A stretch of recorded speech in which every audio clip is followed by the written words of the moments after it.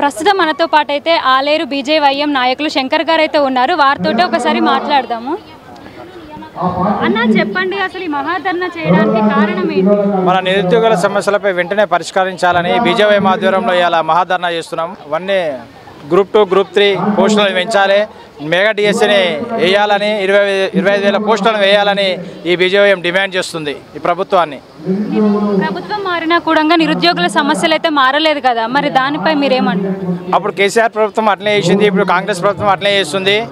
ఇది వెంటనే ఈ సమస్యలను పరిష్కరించాలని మా బీజేవైఎం కార్యక్రమాలు తీసుకుంటుంది. ముందు ఎక్కడ పోయినా ఈ నిరుద్యోగ సమస్యలు ఉన్నాయి, దీన్ని మేము ఖచ్చితంగా నేను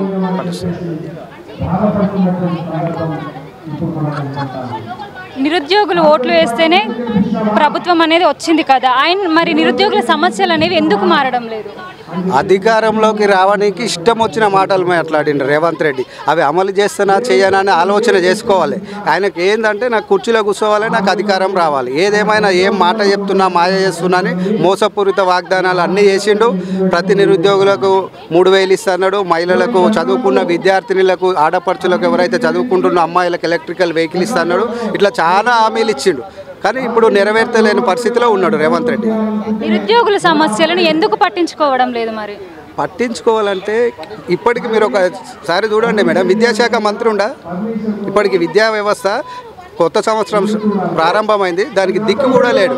ఏంటంటే కేవలం కాంగ్రెస్ మోసపూరిత వాగ్దానాలు ఇచ్చింది, కుర్చీలో కూర్చున్నది. రేవంత్ రెడ్డి ఇచ్చిన వాగ్దానాలు తప్పకుండా నెరవేర్చాలి. నెరవేర్చిన పక్షంలో అనునిత్యం నీ వెంటబడి అమలు చేయడానికి మా బీజేవైఎం యువమోర్చా ఆధ్వర్యంలో పెద్ద ఎత్తున నువ్వు ఎక్కడికి వచ్చినా అడ్డుకుంటాం, నేను ప్రతి దగ్గర నిలదీస్తామని హెచ్చరిస్తున్నాం రేవంత్ రెడ్డి గారిని.